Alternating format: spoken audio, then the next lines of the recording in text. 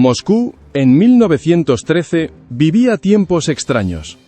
El Imperio ruso celebraba el tricentenario de la dinastía Románov. Las carrozas del desfile avanzaban por las calles, las bandas retumbaban, las banderas ondeaban. Todo parecía brillante e inquebrantable. Pero tras ese lujo, algo ya se estaba resquebrajando. En los pueblos, la gente moría de hambre. En las fábricas, los obreros estaban en huelga. En la clandestinidad, las ideas revolucionarias maduraban. El imperio se asemejaba a un magnífico pastel, cubierto de azúcar y oro por fuera, pero que ya comenzaba a pudrirse por dentro. Y justo en ese momento, en pleno corazón de Moscú, en la calle Tverskaya, había un lugar que hacía que la gente se olvidara de todo: la casa número 14. Vitrinas enormes, iluminadas con luz eléctrica. Un lujo sin precedentes para aquellos años. Detrás del cristal, pirámides de frutas exóticas. Piñas, plátanos, cocos. Y todo esto en pleno invierno ruso, cuando el viento aullaba afuera, el hielo crujía y la nieve cubría la ciudad. La gente se detenía y observaba como hechizada. Por dentro, la tienda no parecía una tienda, parecía un palacio o un templo. Los techos se extendían muy por encima de sus cabezas. Las lámparas de araña de cristal proyectaban 1000 reflejos sobre los suelos de mármol. Las paredes estaban decoradas con ornamentos dorados, vidrieras y finos detalles. Este no era solo un lugar para comprar comida. Este era un lugar para vender un sueño. Aquí se podían comprar ostras de Francia, trufas, jamón de Parma, quesos suizos, vinos selectos, café, especias y frutas, lo que para la mayoría de los rusos parecía un milagro. Y el hombre detrás de todo esto solía vigilar su tienda desde el balcón interior: Grigori Grigorievich Eliseyev. Sofisticado, tranquilo, impecablemente vestido, con una cadena de oro en el chaleco y la confianza de un hombre que ha conquistado el mundo. En aquel entonces estaba en la cima. Tiendas en San Petersburgo, Moscú y Kiev. Millones en ganancias. Nobleza hereditaria. Respeto. Poder. Prestigio. Debajo de él veía el resultado del trabajo de 3 generaciones. Pero no sabía que no estaba en la cima, sino al borde del abismo. Porque la historia de Eliseev no comienza con la riqueza, comienza con la libertad. 100 años antes, su abuelo, Petar Eliseev, no era un comerciante adinerado, sino un siervo. No poseía nada, ni siquiera a sí mismo. La propiedad pertenecía al conde Sheremetev, al igual que sus caballos, perros y muebles. Peter trabajaba como jardinero en la finca del conde, cerca de San Petersburgo. Y aunque era un siervo, poseía un talento excepcional. Sabía cómo cultivar cosas que, según todas las leyes de la naturaleza, no deberían crecer allí. Melocotones, uvas, melones maduraban en sus invernaderos. Invierno, frío, nieve, y él creó el verano. Cuenta la leyenda que en el invierno de 1813, poco después de la guerra con Napoleón, el conde Sheremetev preparaba una gran celebración. Y entonces Piotr Eliseev trajo algo impensable: fresas frescas. No era un dulce, no, era fruta deshidratada. Era una fresa de verdad, recién cogida, en pleno invierno ruso. Los invitados se quedaron sin palabras. El conde estaba asombrado. Y entonces le dijo: «Pide lo que quieras». Cualquier otro siervo habría pedido dinero, ropa, tierras, una casa. Pero Petar Eliseev pidió libertad. Libertad para él y su familia. El conde cumplió su palabra. Pedro recibió una carta real y 100 rublos de plata. Y entonces hizo algo que parecía una locura. No compró terrenos, no abrió un pub, no empezó una vida tranquila. Fue a San Petersburgo y compró un saco de naranjas. A primera vista, esto parecía una tontería. Un producto caro, perecedero y desconocido para la mayoría. Pero Peter comprendió algo que los demás no. La gente está dispuesta a pagar por un milagro. Extendió su mercancía en la avenida Nevsky Prospect. Las brillantes frutas anaranjadas atraían la atención como un fuego en la noche. Al anochecer, había vendido todo el saco. Y así nació la dinastía Eliseev, de un saco de naranjas a un imperio. Los hijos y nietos de Peter no solo continuaron su trabajo, sino que lo transformaron en algo que Rusia nunca antes había visto. Comprendieron una verdad simple. En el comercio de artículos de lujo, lo más importante no es el stand. Lo más importante es todo lo que sucede mucho antes de que el producto llegue al mostrador. Mientras que la mayoría de los comerciantes compraban mercancías a intermediarios y estos a otros intermediarios, los Eliseev decidieron saltarse toda esta cadena. Empezaron a importar ellos mismos, crearon su propia logística, sus propias entregas, sus propias conexiones, su propio control. La casa comercial de los hermanos Eliseev adquirió su propia flota. Sus barcos navegaban a España en busca de Jerez, a Portugal en busca de vino de Oporto y a la isla de Madeira en busca del famoso vino fortificado. A Francia por las ostras, a Grecia por el aceite de oliva, a las colonias por el café y las especias. Sabían no solo qué comprar, sino también cómo transportarlo para que llegara en mejores condiciones que los de la competencia. Por ejemplo, el vino de Madeira. Los hermanos notaron algo sorprendente. Después de un largo viaje por mar, el vino se volvió más suave, más profundo, más rico. El balanceo del barco, los cambios de temperatura, el tiempo en la bodega, todo ello contribuyó a un envejecimiento adicional. La competencia transportaba más rápido y más barato. Eliseev's, más lento, pero mejor. Esa era la diferencia entre el comercio ordinario y el arte. No solo importaban productos extranjeros, sino que también promocionaban Rusia. En sus tiendas, las manzanas rusas se exhibían junto a las peras francesas, y junto al jamón de Parma, especialidades locales. Junto a los quesos europeos se encuentran productos rusos de calidad impecable. No se trataba de una contraposición entre lo ruso y lo europeo, sino de tomar lo mejor de ambos mundos. Con el tiempo, la casa comercial se convirtió en un verdadero imperio. Pero su verdadero artífice fue Grigori Grigorievich Eliseev. Nació en 1864, cuando su familia ya era rica y estaba bien establecida. Sin embargo, no creció como un heredero mimado. Desde niño lo ha absorbido todo. Cómo elegir productos, cómo hablar con los clientes, cómo reconocer la calidad, cómo ganarse la confianza. Cuando creció, viajó por Europa, pero no como turista. Mientras otros rusos adinerados derrochaban dinero en París y Londres, Grigori estudiaba escaparates, tiendas, distribución, servicio, iluminación, aromas y ambiente. No aprendió a gastar, aprendió a hechizar. Y cuando tomó las riendas del negocio familiar, quedó claro que había llegado un nuevo tipo de hombre. Grigori Eliseev comprendió algo que pocos comerciantes en Rusia entendieron en aquel entonces. No vendía comida, vendía una sensación, estatus, exclusividad, prestigio. La ilusión de que en pocos minutos puedes entrar en un mundo más bello. Hoy lo llamaríamos marketing. En aquel entonces era pura genialidad. Lo cambió todo. La disposición de los productos se convirtió en una especie de composición artística.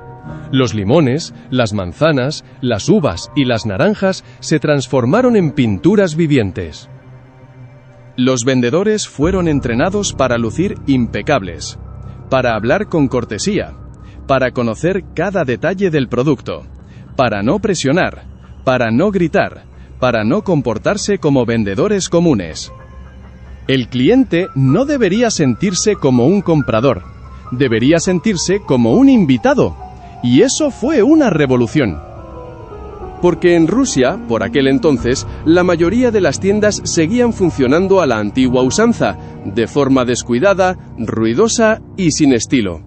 Eliseyev no creó una tienda, sino una experiencia. También comprendió el poder del respeto público. Donó generosamente a hospitales, albergues y organizaciones de ayuda. Apoyó a los pobres y hambrientos en años difíciles. Por supuesto, esto era tanto una cuestión moral como estratégica. En una sociedad donde la aristocracia menospreciaba a los comerciantes, la reputación era un arma. Y ella le trajo algo casi impensable. En 1913, Grigori Elisev recibió el título nobiliario hereditario. El nieto de un jardinero de Castidio había alcanzado el mismo estatus que personas cuyos linajes se remontaban a siglos atrás. Pero ni siquiera eso era suficiente para él. No solo quería ser rico, quería crear una leyenda. Y precisamente por eso puso sus ojos en Moscú. Y no en cualquier sitio, sino en la calle más prestigiosa de la ciudad, Tverskaya. Allí encontró la antigua casa de la princesa Zinaida Volkonskaya, un edificio con mucha historia. Un edificio con memoria cultural. Un edificio donde antaño se reunía la élite de la antigua Rusia. La sociedad quedó conmocionada. ¿Cómo podía un comerciante convertir una casa así en una tienda? Pero Elisev no pensaba como un comerciante cualquiera. No destruyó el edificio, lo rehizo. Contrató al arquitecto Gavril Baranovsky y le encomendó una tarea casi imposible: transformar la casa del viejo noble en algo que Moscú nunca antes había visto. La construcción permaneció oculta tras un enorme panel de madera durante casi 2 años. La ciudad no podía ver lo que ocurría en el interior. Lo único que se oía eran los martillos, las voces y el ruido de las obras. Y esto avivó aún más la curiosidad. Elisev deliberadamente aumentó la expectación. Invitó a periodistas, pero no les permitió el acceso al interior. Habló de un lujo sin precedentes, pero lo mantuvo todo en secreto. Fue una campaña publicitaria, décadas antes de que Rusia siquiera comprendiera qué era la publicidad. Y el 5 de febrero de 1901 cayó el telón. Moscú contuvo la respiración. No había una tienda delante, había un palacio, una fachada modernista. Arcos gigantes, luz, esplendor, brillo, y en su interior un mundo que parecía casi irreal. Este fue el primer espacio gastronómico verdaderamente premium de Rusia. Y eso lo cambió todo de inmediato. Los competidores palidecieron. Algunos quebraron. Otros intentaron copiar, pero sin gusto, sin escala y sin visión. Elisev no solo superó al mercado, sino que reescribió sus reglas. Cada detalle fue cuidadosamente pensado. Los quesos se presentaban no solo como alimento, sino como una expresión cultural. Los vinos tenían un mundo propio. Los dulces eran una obra de arte. El empaque era tan hermoso que la gente lo conservaba mucho después de haber consumido el contenido. Incluso el aire de la tienda era diferente. Grigori Eliseyev instaló un moderno sistema de ventilación para que no hubiera olor a materias primas, humedad ni a almacenamiento. En cambio, el visitante percibió un sutil aroma a café, limpieza y sofisticación. Comprendió algo que muchas empresas aún no entienden hoy en día. La gente no solo recuerda lo que compra, sino también lo que sintió. Y justo cuando parecía que Grigori Elisev había llegado a la cima, su vida comenzó a desmoronarse. El año 1913 no solo marcó el apogeo de su éxito, sino también el comienzo de su declive. A los 49 años lo tenía todo: riqueza, prestigio, nombre, nobleza, familia. Su esposa, María Andreevna, había estado a su lado durante décadas. Ella le había dado 6 hijos, 5 varones y una hija. Todo parecía estable, predecible, seguro, tal como corresponde a una gran dinastía mercantil. Pero entonces apareció otra mujer en su vida, Vera Fiodorovna Vasilieva, joven, hermosa, casi 20 años menor que él. Y Grigori Eliseyev, el hombre que sabía controlarlo todo, perdió repentinamente el control de sí mismo. Se enamoró, no con sensatez, no con cautela, sino ciegamente. El romance pronto se hizo público en la sociedad de San Petersburgo. Los rumores se extendieron por salones, clubes y recepciones. Su esposa se enteró no por él, sino por otros, y eso fue aún más cruel. Muchos hombres ricos de aquella época tenían amantes. Muchas familias hacían la vista gorda. Pero Grigori no quería ocultar nada. Quería divorciarse. Quería una nueva vida. Quería casarse con Vera. Y así comenzó la destrucción. El cargamento de vino por mar escondía un secreto inesperado. Los hermanos notaron que el vino de Madeira, que había viajado una larga distancia en las bodegas de los barcos, se volvía más sabroso. El balanceo, las diferencias de temperatura y el paso del tiempo actuaron como un proceso de maduración adicional. El vino se suavizó y adquirió un sabor especial y aterciopelado. La competencia transportaba Madeira por ferrocarril, más rápido y barato. Los Eliseev insistieron en la ruta marítima. Su vino era más caro, pero los verdaderos conocedores podían notar la diferencia. La frescura se convirtió en la principal arma de la caza comercial. Las ostras llegaban en contenedores especiales con hielo y agua de mar. Las frutas se empaquetaban cuidadosamente para que ninguna sufriera daños durante el transporte. Los quesos se transportaban a una temperatura estrictamente controlada. Todo esto requirió enormes recursos, cálculos precisos y una organización al límite de lo posible.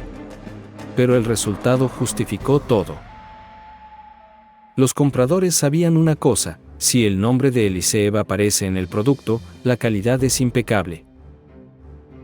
Los hermanos no se limitaron a las importaciones. Conocían Rusia y comprendían que un ruso, por mucho que ame las cosas extranjeras, no renunciará a las suyas. En sus tiendas vendían el mejor esturión del Volga, caviar de los Urales y carne de Tambov. Manzanas ácidas de Kursk se exhibían junto a peras francesas. Los Eliseev no contraponían lo ruso a lo europeo, combinaban lo mejor de ambos mundos. Su red de proveedores abarcaba todo el imperio y mucho más allá. En cada región vinícola de Europa tenían su propia gente. Estas personas cataban el vino joven, evaluaban la cosecha y negociaban las compras con años de antelación. Era un verdadero imperio dentro de otro imperio. Pero tras el brillo exterior, comenzaba a aparecer una grieta. El año 1913 no solo marcó el apogeo, sino también el comienzo del declive. Una mujer apareció en la vida de Grigori Eliseev, Vera Vasilieva. Joven, hermosa, casi 20 años menor que él. El amor surgió de forma repentina y destructiva. La familia no perduró. Su esposa, María Andreevna, con quien había compartido 25 años, no pudo aceptar la traición. Los niños se pusieron de su lado. La familia se desmoronó. Grigori antepuso la pasión a todo lo demás. Las consecuencias fueron trágicas. María Andreevna murió en circunstancias difíciles y la sociedad se volvió contra él. Los hijos renegaron de su padre. Renunciaron a su apellido. Renunciaron a la herencia. El imperio comercial quedó sin herederos. Y fue precisamente en ese momento cuando el destino asestó el siguiente golpe, la Primera Guerra Mundial. Al principio, todo parecía inverosímil. Los ricos seguían comprando champán y manjares. Pero poco a poco, la realidad cambió. Los precios empezaron a subir. El pan se encareció. La gente empezó a pasar hambre. y entonces la diferencia se volvió insoportable. Detrás de los escaparates de la tienda Eliseevsky, aún se exhibían piñas, vinos y quesos caros. Afuera, la gente hacía cola para comprar pan. Aquello ya no era admiración. Era rabia. Las primeras piedras atravesaron las ventanas. Luego llegó la revolución. 1917 lo cambió todo. El imperio se derrumbó. El poder pasó a manos de un nuevo régimen. La propiedad privada fue declarada delito. Los comercios de Eliseev fueron nacionalizados. Con una sola decisión, 100 años de historia se esfumaron. La tienda de Tverskaya cambió de nombre, Gastronomía número 1. Sin glamour, sin nombre, sin pasado. El templo del lujo se convirtió en un lugar de supervivencia. Grigori Eliseev comprendió una cosa: no había lugar para él en la nueva Rusia. Abandonó el país. Llegó a París siendo un hombre rico, pero ya sin raíces. El dinero permaneció. Todo lo demás se perdió. Los niños no querían verlo. La sociedad lo rechazaba.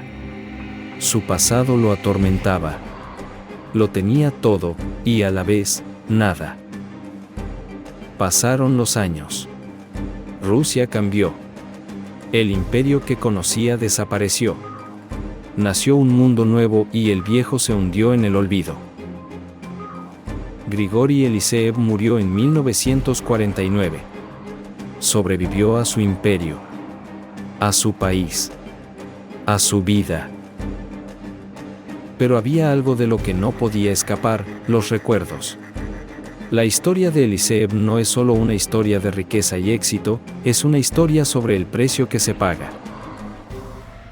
Un precio que a veces se paga no con dinero, sino con todo.